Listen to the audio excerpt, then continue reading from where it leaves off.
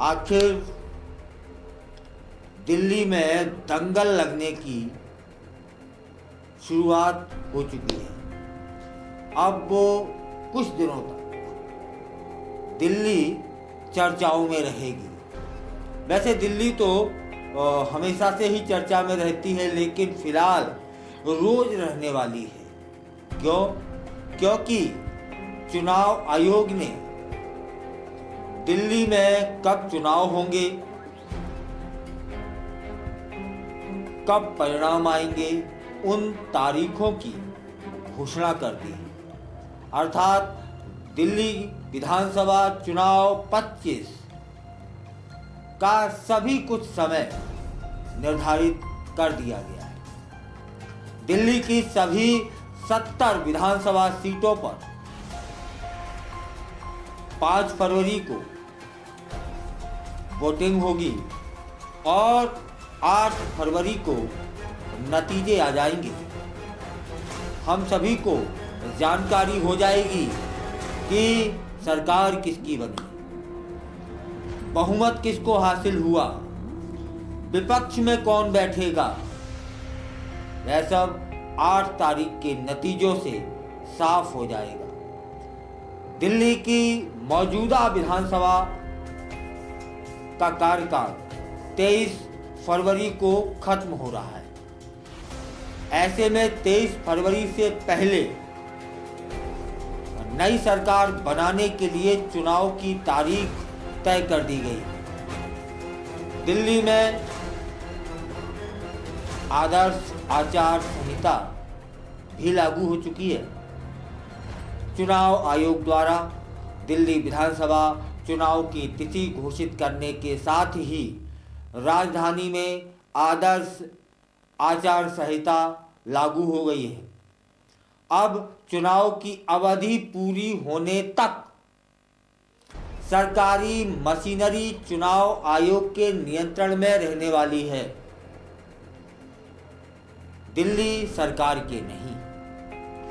दिल्ली चुनाव के नतीजे घोषित होने के बाद ही आचार संहिता हटेगी, जैसा कि हमेशा से होता आया है। अब बताते हैं कि दिल्ली में 6.5 महीने में 3,22,000 मतदाता बढ़ गए हैं। दिल्ली के मुख्य चुनाव अधिकारी ने 6 जनवरी को अंतिम मतदाता सूची जारी कर दी है। नई सूची के अनुसार इस बार दिल्ली के 70 विधानसभा क्षेत्रों में 1,55,24,858 मतदाता हैं। इस समय जब ये विधानसभा चुनाव होगा तो कितने लोग वोट डालेंगे या कितने मतदाता हैं? वे है 1,55,24,858। और पिछले विधानसभा चुनाव के मुकाबले 7,38,000 से ज्यादा मतदाता बढ़ गए हैं। वहीं 6.5 महीने पहले हुए लोकसभा चुनाव के बाद दिल्ली में 3,22,922 मतदाता बढ़े हैं। अब एक नजर डाल लेते हैं कि कैसे क्या होने वाला है।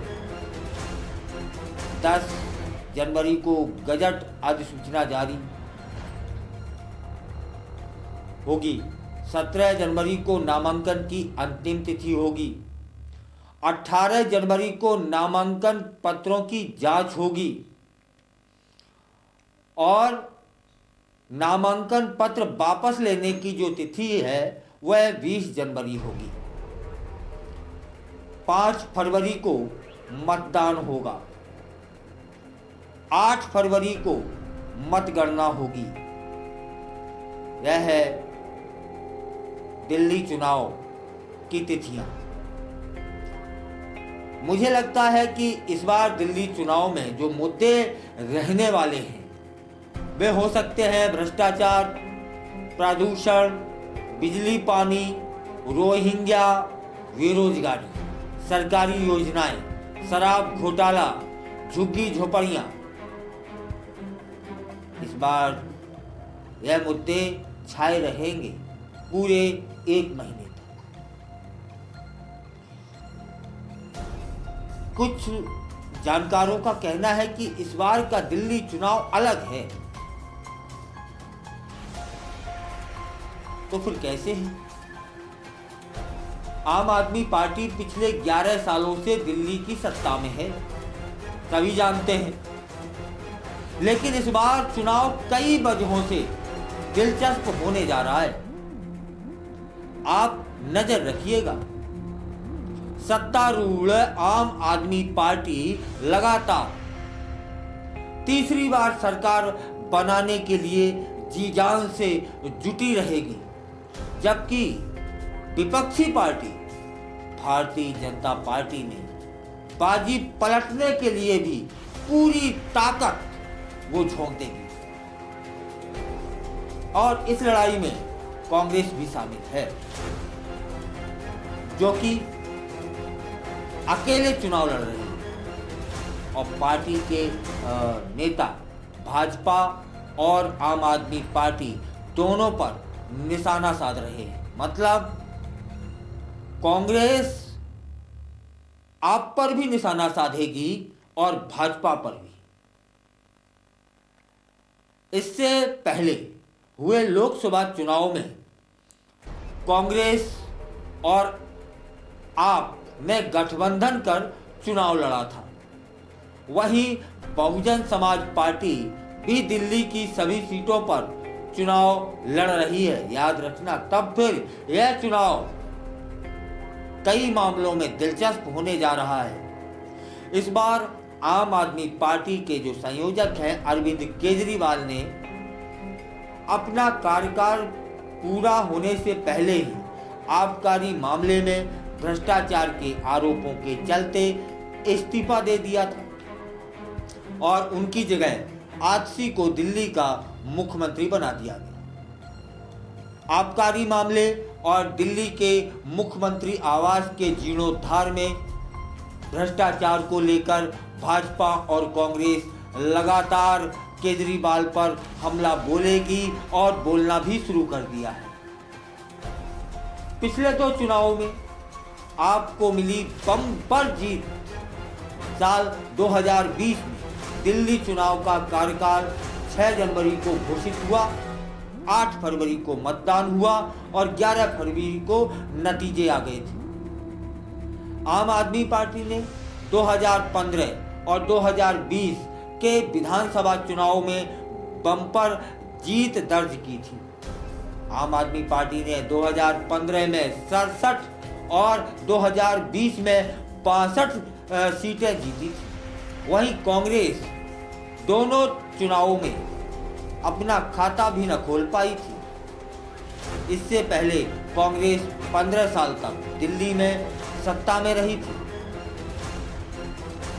मतलब पहले कांग्रेस बहुत लंबे समय तक सत्ता में रही, फिर आम आदमी पार्टी आ गई। लेकिन जब आम आदमी पार्टी आई, इस बीच में 2 चुनाव विधानसभा के हुए, दोनों में कांग्रेस खाता भी न खोल पाई। अब यह तीसरा चुनाव है। अरविंद केजरीवाल पूरी ताकत झोंकेंगे इस बात को लेके कि तीसरी बार उनकी सरकार बने। अब देखना यह भी दिलचस्प होगा कि तीसरी बार कांग्रेस अपना खाता खोल पाती है या फिर नहीं, और भाजपा आम आदमी पार्टी में सेंध लगा पाती है कि नहीं। टारगेट बड़ा है। पहली बार में 67 सीटें, दूसरी बार में 62 सीटें। लेकिन उन स्थितियों में, उस समय में, आज के समय में बड़ा अंतर है। बहुत कुछ बदला है, माहौल बदला है, लोगों के विचार बदले हैं। क्या होना या तो ठीक अनिश्चित है, यह वैसा है ठीक जैसे क्रिकेट का खेल, कब क्या हो जाए कुछ भी नहीं पता। हो सकता है कि इस बार जो खाता भी ना खोल पाई दो चुनावों में कांग्रेस वह बम्पर सीटों के साथ आए। यह भी हो सकता है कि दोनों को पछाड़ते हुए भाजपा सरकार बना ले, और यह भी हो सकता है कि तीसरी बार केजरीवाल मुख्यमंत्री बन जाए। चुनाव परिणाम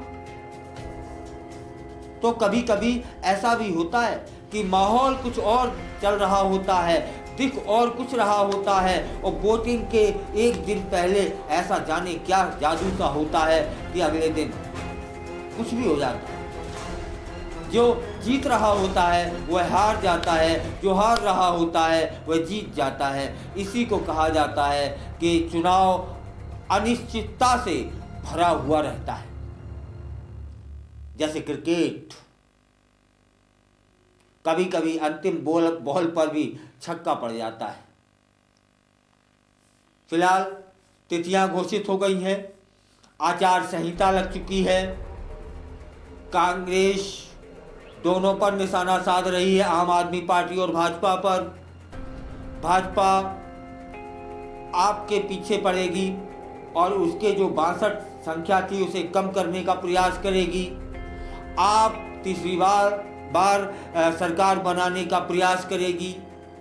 क्या होता है, ताज किसके सर कौन पहनेगा, यह तो 8 फरवरी तय करेगी।